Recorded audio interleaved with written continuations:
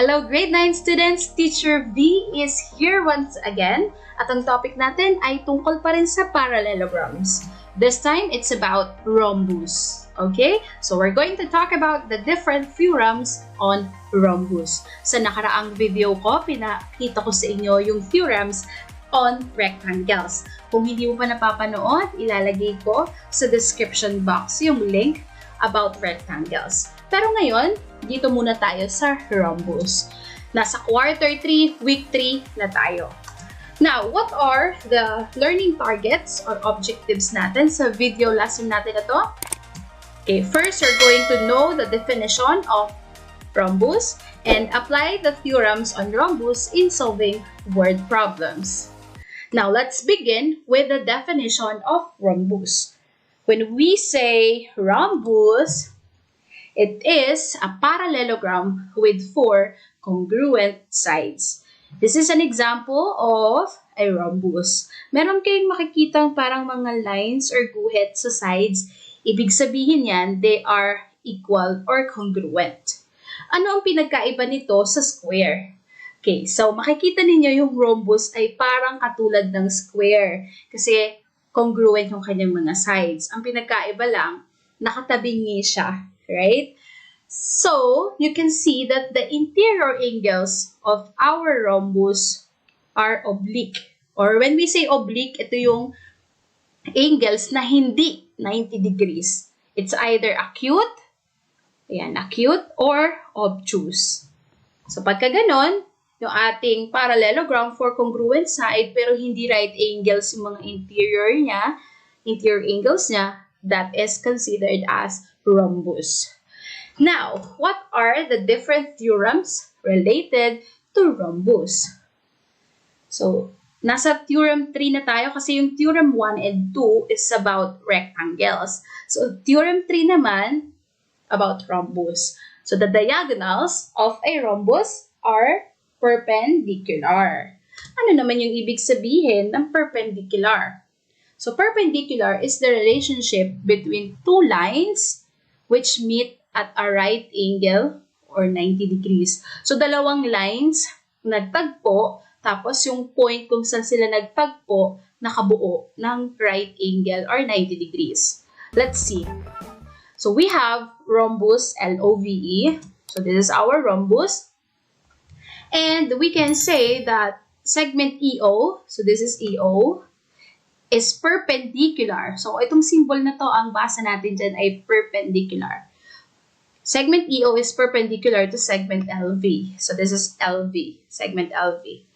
So, as you can see, once they intersect at one another, nakabuo tayo ng 90-degree angle or right angle dito.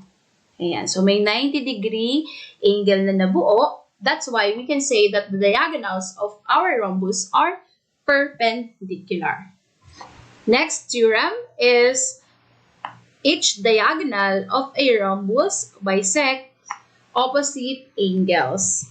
So, let's see our rhombus here. Rhombus H-E-A-L. So, H-E-A-L. And since yung diagonal ng ating rhombus, it bisects opposite angles, we can say that this angle, angle 1, is congruent to angle 2. Okay? And another is that angle 3, so itong angle 3 ay congruent din syempre sa angle 4. Kasi nga hinahati ng diagonal into two equal parts yung ating mga angles dito. Alright?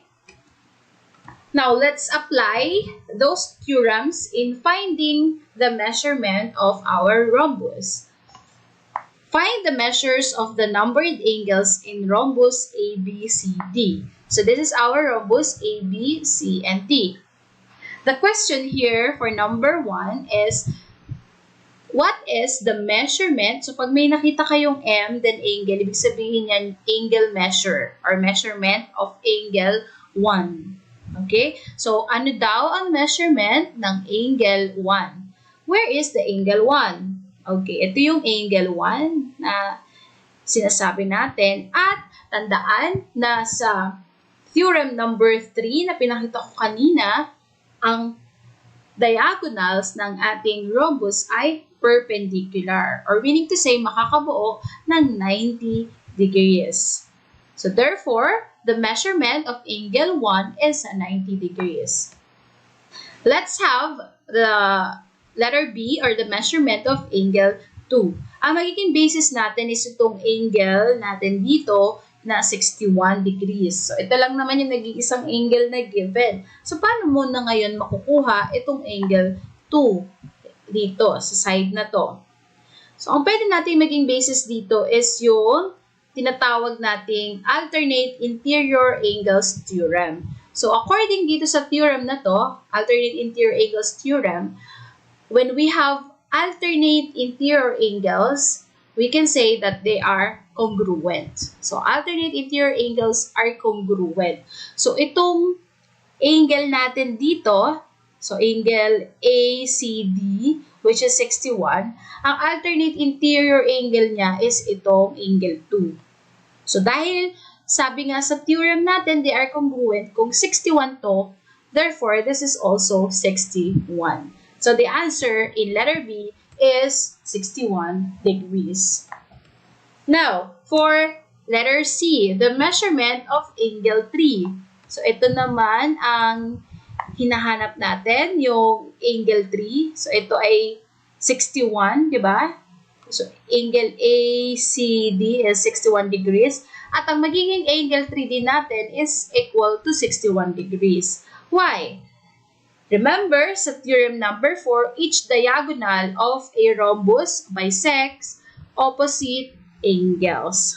So, hinahati ng diagonal ng rhombus yung ating mga angles into two equal parts. So, kung ito ay 61, therefore, yung angle niya or opposite angle niya rito is also 61. So, the measurement of angle 3 is 61. Next, letter D na tayo at hanapin natin ang measurement naman ng angle 4. So, this is our angle 4. So, ano kayang measurement niya? So, remember, yung angle 1 natin is 90 degrees kasi perpendicular nga to, di ba? Yung ating diagonals. So, may na-form na 90 degrees dito sa ating angle 1. Then, meron tayo 61 degrees para sa angle 3. So, dahil naman yan dito sa 61. So, opposite or diagonal of a rhombus bisect each other. Paano natin ngayon makukuha yung angle 4? So, we will apply the triangle sum theorem, wherein it states that the total sum of interior angles of a triangle is equivalent to 180. So, ang kabuuang angle ng isang triangle ay 180. So, meaning to say, pag inad mo yung tatlong angles, dapat mag-equal sa 180. So, that's why we have this equation.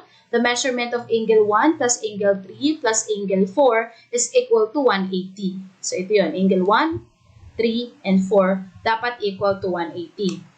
Since ang angle 1 natin is 90, angle 3 is 61, then yung angle 4 natin unknown, so just write angle 4, and then equal to 180. Again, bakit 180? Kasi yung triangle sum theorem natin.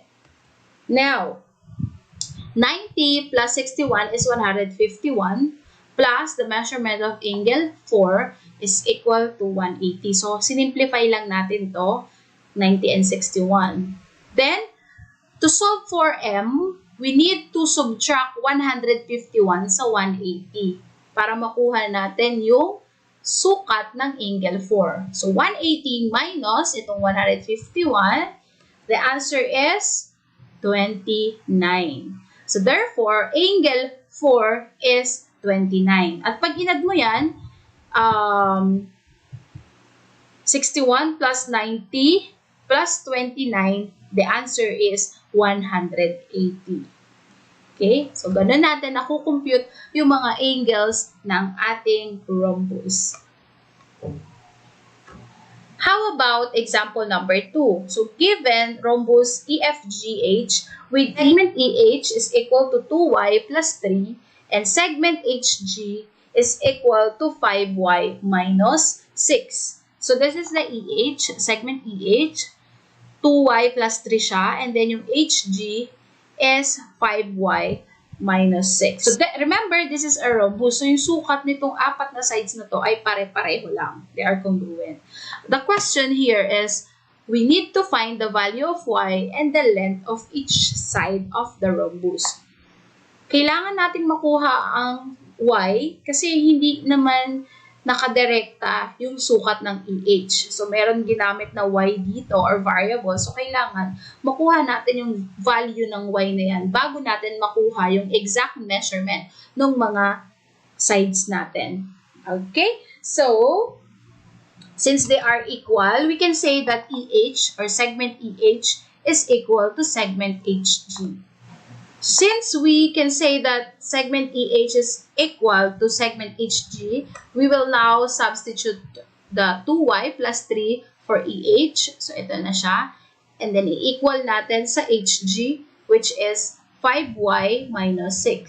So, pinalitan lang natin yung EH and HG ng given measurement nila based dun sa problem. And then, isolve na natin yung y. So, minove na lang natin dito sa side na to yung 2y. So, kaya naging negative 2y na siya or minus. And then, yung negative 6, minove natin to the other side. Kaya naging positive 6. Or simply APE. Subtract 2y from each side. Then, add 6 to each side. Then, 5y minus 2y is 3y na. And 3 plus 6 is 9. Next, we need to divide both sides by 3 para makuha ang y. 3 divided by 3 is 1 na lang or simply y na lang. Nakuha na natin yung value ng y. So, 9 divided by 3 is 3.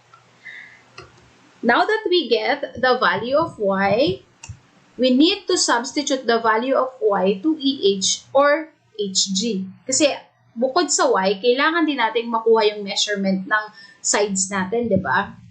So, given or using y is equal to 3, substitute natin sa EH. So, ang EH natin is 2y plus 3. Palitan natin yung y ng 3. So, 2 times 3 plus 3 is 6 plus 3. So, therefore, EH or segment EH is equal to 9. At dahil ito ay rhombus, pare-parehas sila na sukat or sides, ang other sides din nila ay 9. So, yung HG natin is also 9. Pero i-check pa rin natin. So, 5y minus 6, di ba? Ito yung HG. Palitan natin yung y ng 3. So, 5 times 3 is 15 minus 6. So, the answer is 9. So, na-solve na natin yung example number 2 natin about rhombus. Therefore, each side has a length of 9 units. Okay, so again, what are the different theorems related to rhombus? The first one is this. The diagonals of a rhombus are perpendicular or may mabubuong 90 degrees angles sa kanyang intersection sa point kung saan sila nag-meet, yung two diagonals. At yung isa pa, each diagonal of a rhombus bisects opposite angles. So, tandaan yung mga theorems na yan kasi gagamitin natin yung mga theorems na yan sa square. Yun naman yung i-discuss ko sa inyo sa susunod kong video. Ano-ano naman kaya ang different theorems on squares? So, thank you so much for watching and I hope na nakatulong ang video ko para mas lalo mong maintindihan ang mga lessons ninyo sa mathematics at masagutan yung mga learning tasks na binibigay sa inyo ng inyong teacher. And don't forget to like and share this video para pati yung iba na nahihirapan sa math ay matulungan din at maintindihan at mahalin ang mathematics. See you again sa susunod kong video. So, keep safe muna tayo and goodbye!